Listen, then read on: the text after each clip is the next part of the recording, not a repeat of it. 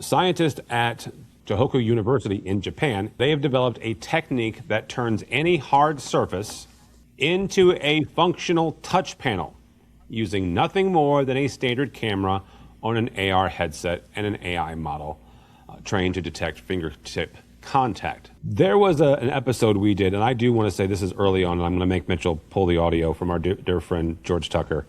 At the time, the Xbox Kinect, which if you are under 25, go look it up. You ever wonder what the bottom of an Avatar shoe looks like? Well, bam! There it is. And there were some folks that were trying to make the Kinect into a control surface. And our dear friend, Mr. Tucker, at that point said, the first thought that I had to my head was, I am not an interface, I'm a human being. Right. You know, I am not a gesture.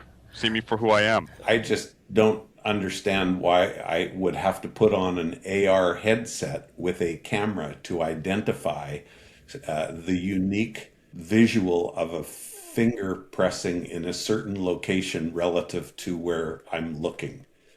I'm a jester. A couple more acquisitions. Avixa job report numbers are out, and AI in the meeting room. All that and more next on AV Week. This is AV Week, episode 785, recorded Friday, April 17th, 2026. AV enabling AI. This is AV Week, your weekly wrap-up of the biggest news and stories in the AV and the IT world. This week, the broadcast and pro AV worlds are colliding at a historic pace.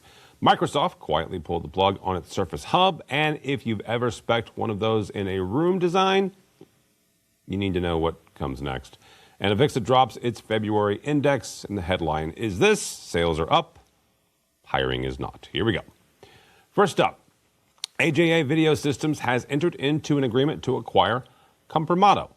If that name doesn't ring a bell, it absolutely should. Comprimato is a live video encoding and processing software company. They've been a strategic partner to AJA for years, quietly powering the development of AJA's Bridge live IP streaming products. So what's changing? Everything gets brought under one roof. AJA's R&D, support, sales, manufacturing teams, they're all going to work directly alongside Comprimato's developers. The goal is simple: accelerate the roadmap. Comprimato brings a strong portfolio with it: live transcoder, live standards conversion, a SMPTE ST2110 encoding appliance, and a JPEG 2000 codec SDK. Comprimato CEO Yizi Matala and the full leadership team will join AJA. The brand continues, the European offices stay, and customer support isn't disrupted. Thomas Riedel, founder and owner of Riedel Communications, has acquired ARRI. Yes, that ARRI, the Munich-based manufacturer of premium cameras and lighting for motion picture and live entertainment. Now, this was founded in 1917. 20 scientific and technical Academy Awards on the shelf, one of the most respected names in the history of this industry. Riedel calls this the largest acquisition of his career. Here's what stays the same. ARRI's management team is staying put. They're still in Munich, still operating independently, and still German-owned. Here is what changes: the strategic vision. By combining ARRI's camera, lighting, and system technology with the Riedel Group's expertise in production communication and signal distribution, they're building something that covers the entire production chain, from optics to distribution. First proof point is ARRI's cameras technology will debut at the Eurovision Song Contest, where Riedel was already the technology provider. Moving from the camera to the conference room, Microsoft has officially ended production of the Surface Hub 3. And there is no Surface Hub 4 coming. The line is done. For context, the Surface Hub was Microsoft's big bet on the large format interactive display space. The Hub 3 came in 55 and 85-inch sizes, $8,000 for the small version, $20,000 for the large one. Manufacturing has been permanently shut down. Existing inventory will ship until it is gone. After that, it is off the market. If your organization already has Surface Hubs deployed, take a small breath.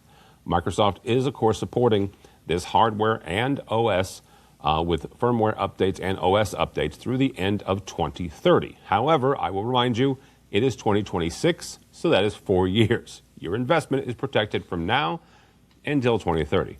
If you are designing new rooms, this will change your spec sheet, at least it should. Microsoft is leaning hard into Surface Pro and Surface Laptop, competing head-to-head with Apple in enterprise mobility. They've also made a calculated decision here. Let the AV ecosystem build the glass. They're going to build the software. A couple stories about AVIXA. First, AVIXA has released its February Pro AV Business Index, and the numbers tell a very interesting story. The AV Sales Index jumped from 55.6 in January up to 58.9 in February. That is a solid gain, and it's nearly 5 points above where we were in February of last year. Anything above 50, by the way, signals growth. So we're well above 50. The pipelines are strong. Corporate Q1, tech rollouts, education procurement cycles, of course, that's starting up. Live events gearing up for summer and spring. All of that is flowing through. Here's the complicating side. The employment. The AV Employment Index dropped again, down to 52.5 in February. Still positive, still above 50. But the direction is downward, and that's interesting. One integrator summed it up well: more business than they can handle, but not enough qualified installers and technicians to handle it. It is sort of a good problem. It is still a problem, but it's a good one. Tariffs, most respondents didn't expect recent court decisions to lower prices that have already been raised. What they're hoping for is that no more increases over the next year or two. One thing that did not factor into this was the chip and memory shortages, or rather the chip and memory price increases that we're seeing coming down the pipeline. Another note from AVIXA: they are revising their plans for the Middle East. Infocom Edge, the brand new experiential AV event that was supposed to launch in Dubai this October, has been postponed. I wonder why. It's now scheduled for October 27th and 28th, 2027, the exact same location, Festival Arena in Dubai. Now, the reason that they give is the geopolitical instability in the region. AVIXA is being deliberate here. They want this event to land with maximum impact, and they have decided that this is not the moment. That said, AVIXA isn't walking away from the region. In Q4 of this year, they'll host an invitation-only Edge preview in Dubai. This is a focused working forum, not a trade show. It's designed to bring senior decision makers, end users, consultants into the room to actively shape what Infocom Edge 2027 becomes. Confirmed participants already include Emirates Airlines, Dubai Roads and Transportation Authority, Atlantis, and others. Now remember, when Infocom Edge was announced at ISE back in February, AVIXA projected that Pro AV spend in the GCC region would exceed $15 billion this year for the very first time. Now, that opportunity hasn't gone anywhere, so we will watch this and see. That is your AV news for the week. Stick around for this week's Roundtable, where we will discuss AI-ready meeting rooms and AV over IP version 2.0. That conversation is next. This is AV Week. Hey, listeners, it's your AV sneakerhead, Jennifer Weaver. Listen to AV Career Masterminds, where I chat all things job-related in the audio-visual industry. You can find AV Career Masterminds where you subscribe to podcasts. Welcome back. Now we bring in our fantastic roundtable with us to discuss a couple different more items. First and foremost, a gentleman I have known for a very long time from up north, Mr. Brock McGinnis. Welcome, sir. Hello, Tim. As always, very glad to be here. Good to see you, sir. Always surprised when I'm invited back. Well, don't be, because I'm going to invite you again. Also with us, a gentleman I've known for a very long time, my friend Steve Greenblatt from Control Concepts and the host of our State of Control show. Welcome, sir. Thanks for having me. I'm glad to be here, and I'm also glad to be in the company of these great guys. Yeah, we're going to have some fun today. Troy Hanna, stop looking around. Troy Hanna is from 22 Miles. Welcome, sir. I was looking for the great guys. I know you were. It's an old joke. We're all old guys. We get it. That's fine. You know, how are you? I couldn't be better. It's beautiful. All righty. We've got a couple things we're going to hit this week. First and foremost, let's just start with it's AI adjacent, sort of. Stick with me for a second. Our friends over at Rave Pubs, they published something, and we've discussed this before. But Holger Reisinger from Jabra agrees with me, which is why we're doing this story.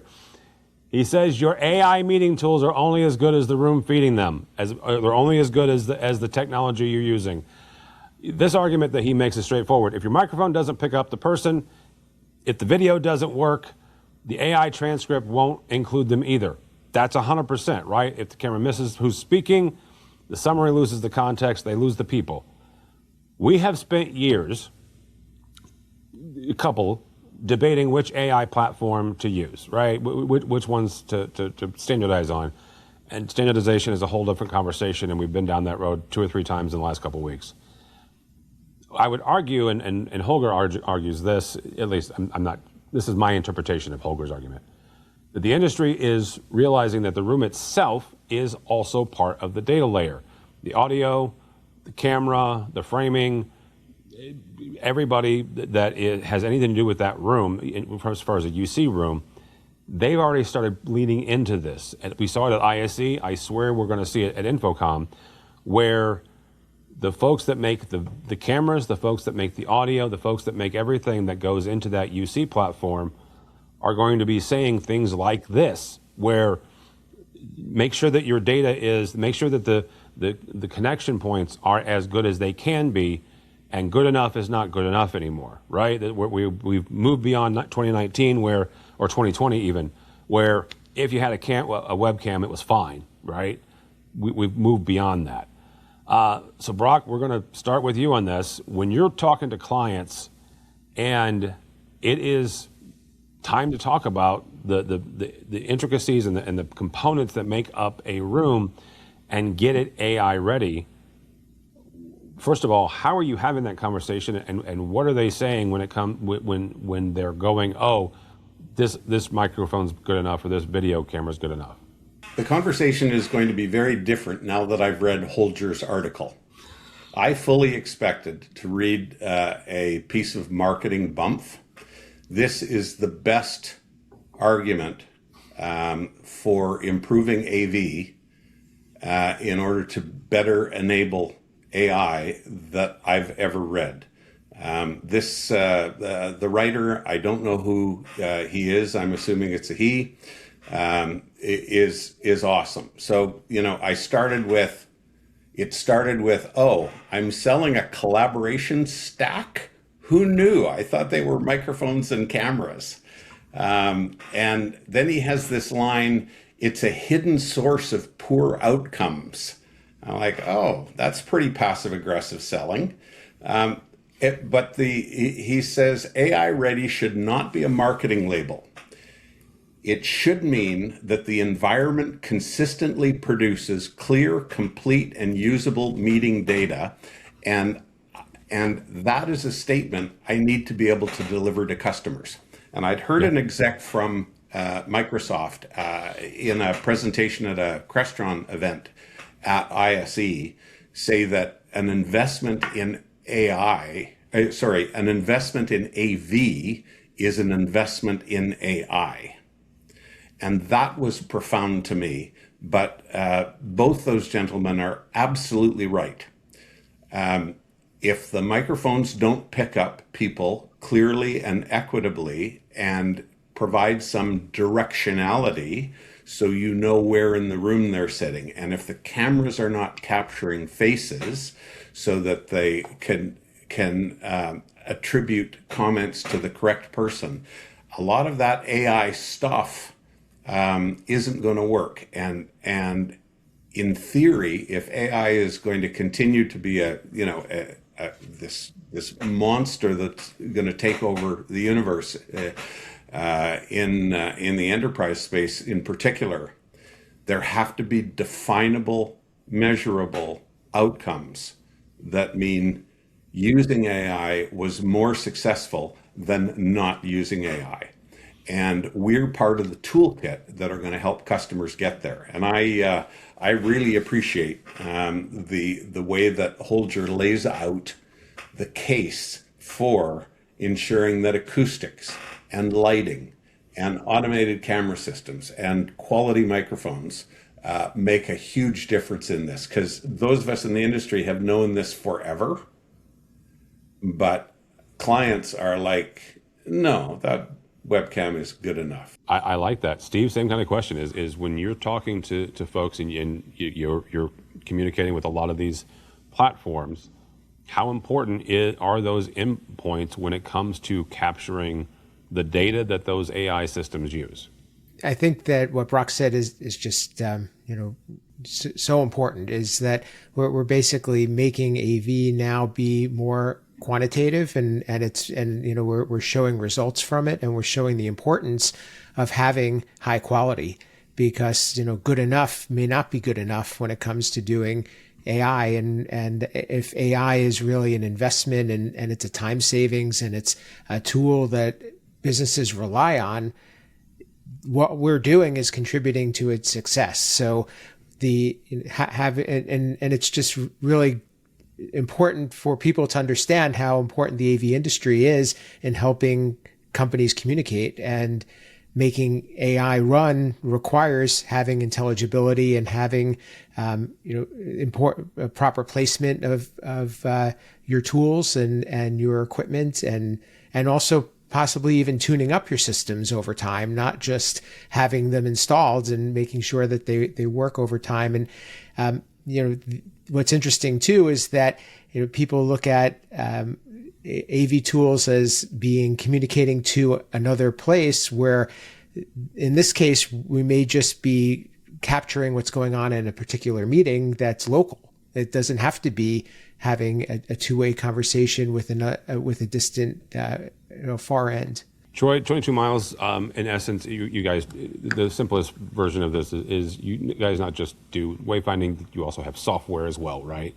When you're talking to clients about the software side, how do you have that conversation about the importance of the quality of input into that software?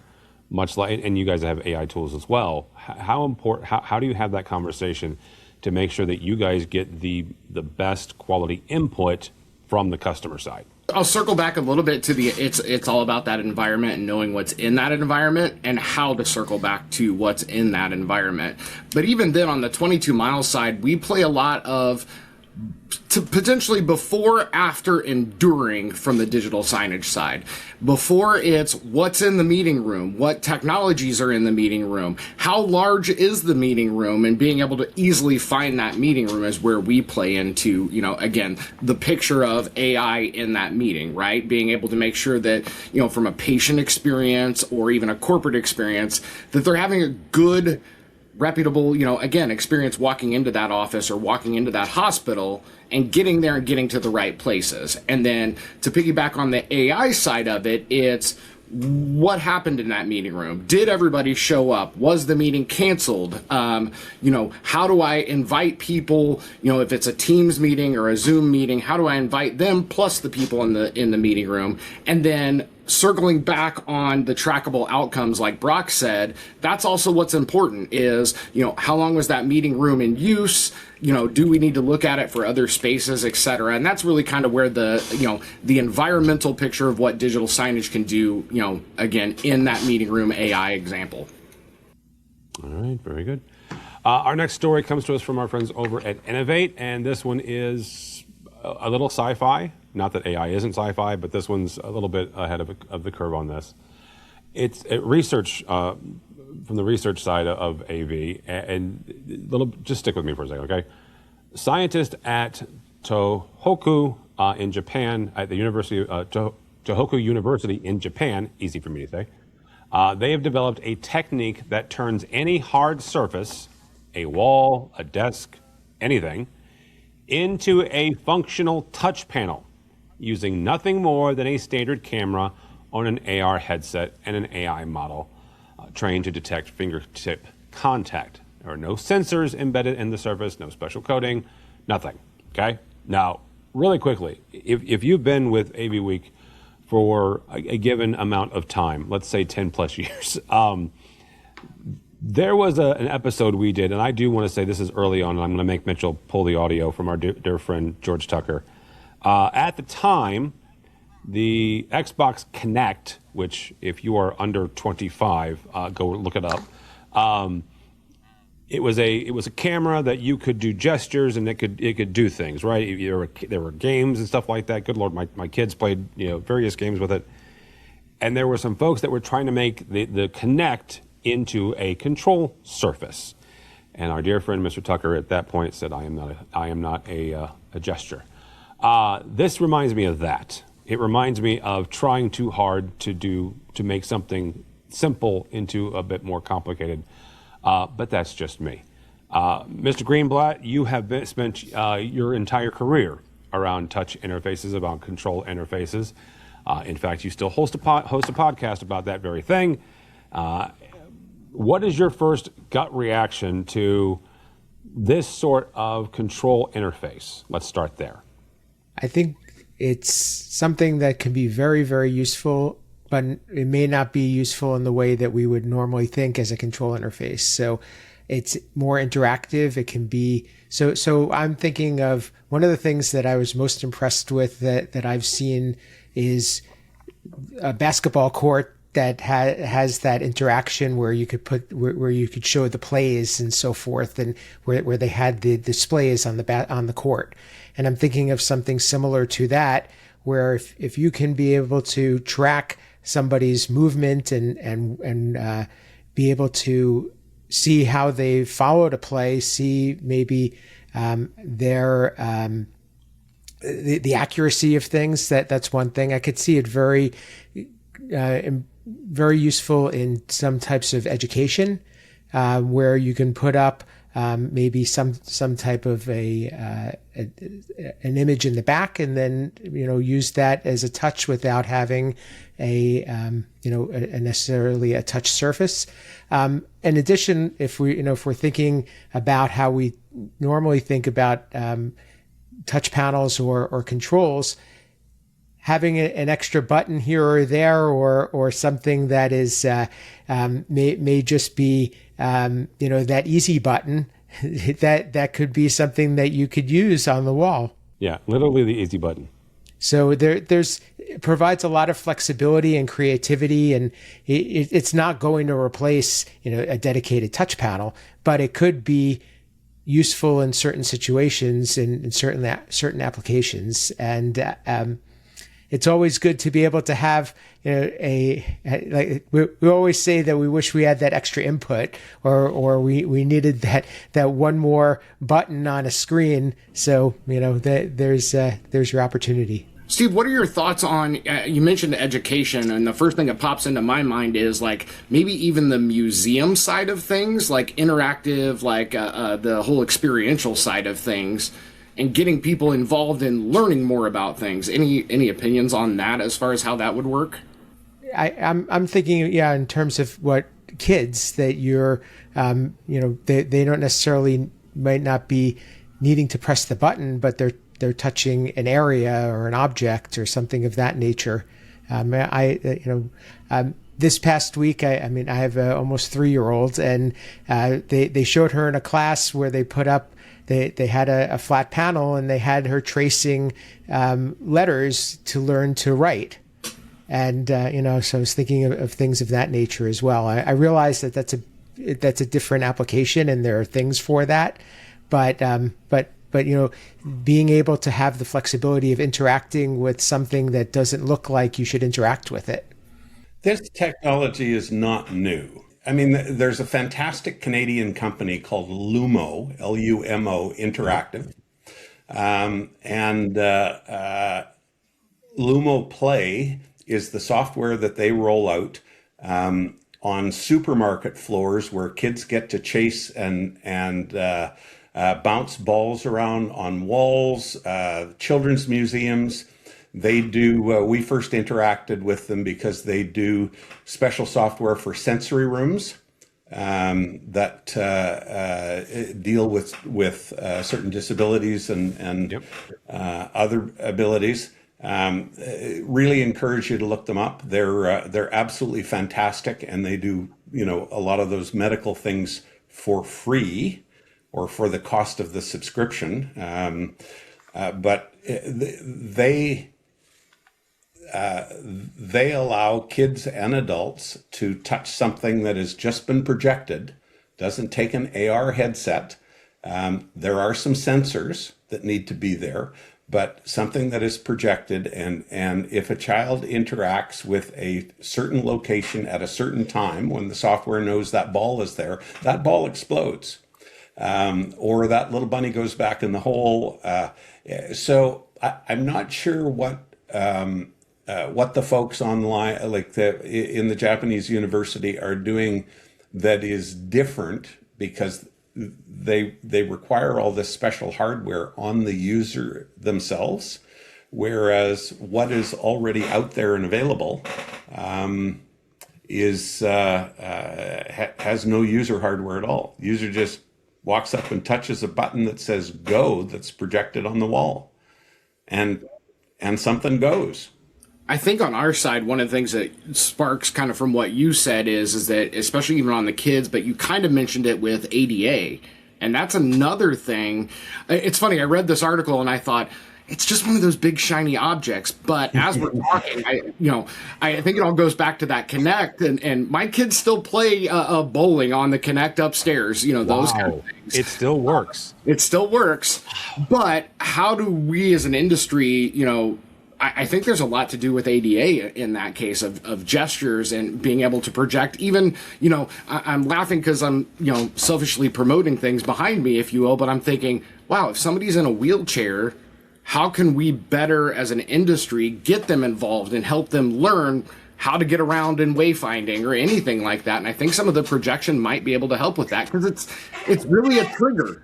Whether and how that trigger works, that's really all it is. It's a trigger, and hey, I want to see this on the screen, and how that gets there is for engineers and things better than an account manager to figure out, but I think it's relevant for ADA as well. So I'm going to bring something back from my technology manager days, because 20 years ago, seriously,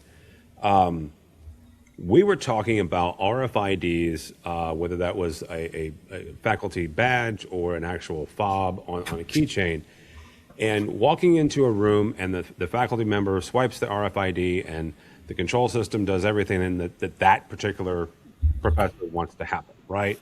But this particular professor never uses a dot cam, but they use a slide projector and whatever, right? So Professor Brock walks in and it does this. Professor Steve walks in and it does that. I think Troy's right. We're just looking for triggers. And in this instance, it's a different type of trigger. But Steve, I'm going to pick on you, but the rest of you guys can answer it as well.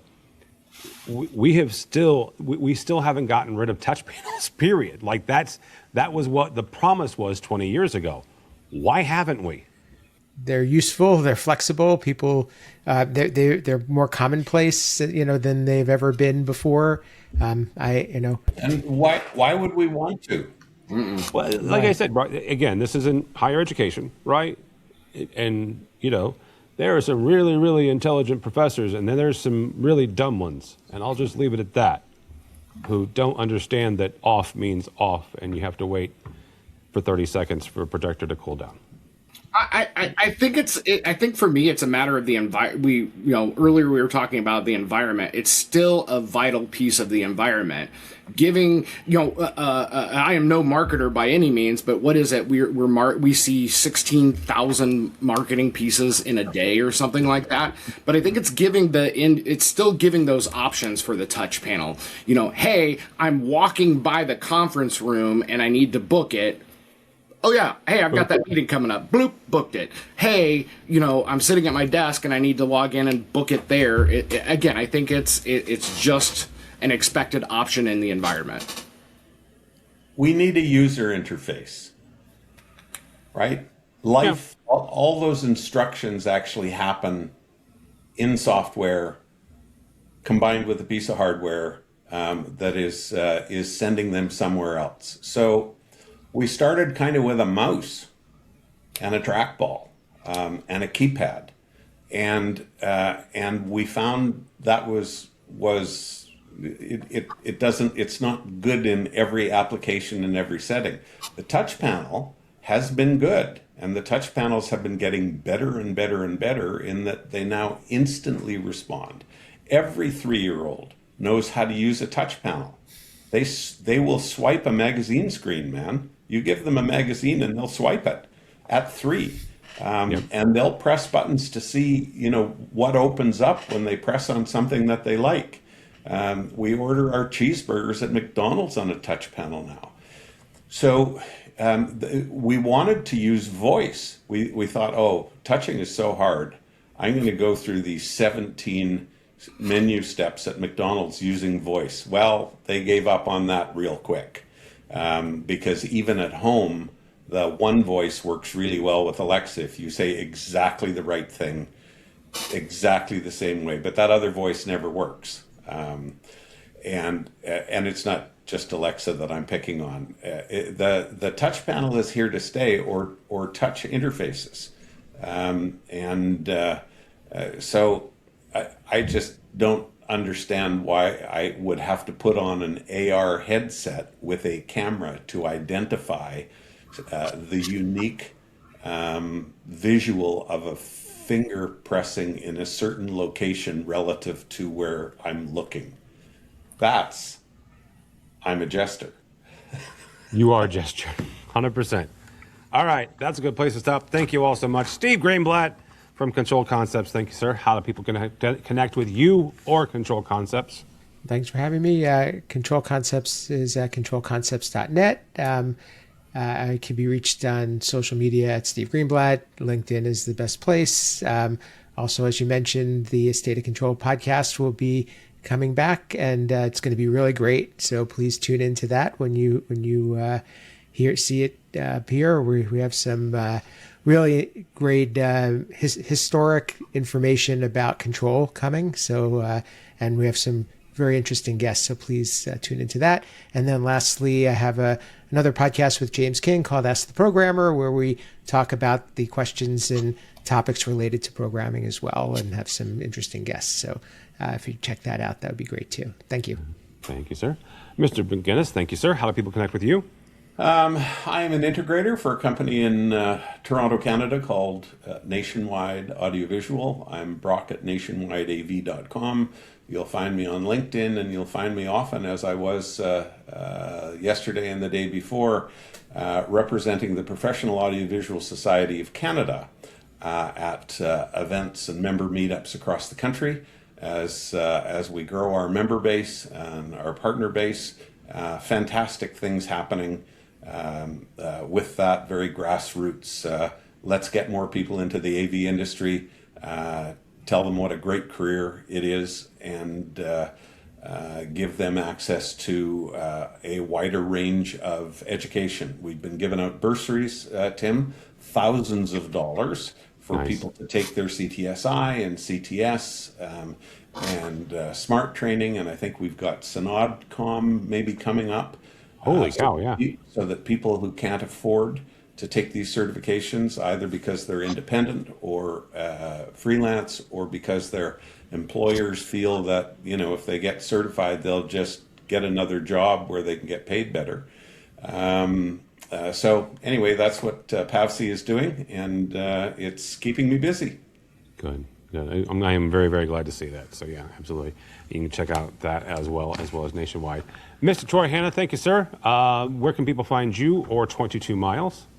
You can find me on LinkedIn, but more importantly, the 22 Miles website. It's the number 2 and 22miles.com.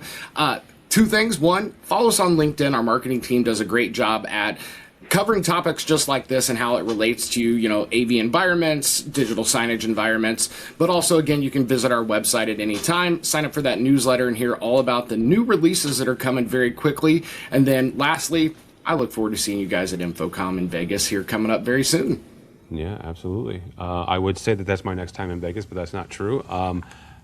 I am Tim Albright. Don't follow me anywhere on the socials. I'll get to that in a second, but go by our website, avnation.tv. That's avnation.tv. You're going to find a State of Control, as well as a host of other programs. As of this recording, I'm actually heading to the airport in 24 hours because I'll be at NAB by the time this lands. National Association of Broadcasters. You can check out all of our coverage there. If you would like to follow me and read things that I write that have nothing to do with technology, you can certainly follow me on LinkedIn, but I will warn you, most of the time it's not about AV. So you can check me out there, but go by the website if you would, please, avnation.tv. That's avnation.tv. Thanks so much for listening. Thank you so much for watching, as all the time we have for AV Week. The network for the AV industry. What are you listening to? This is AV. This is AVNation. This is AVNation. This is Erin Marmoran of EdTech. The world of higher ed AV is growing rapidly. That's why each month we hear from the best and brightest from colleges and universities all over the U.S. Check out EdTech on avnation.tv or wherever you get your favorite podcasts.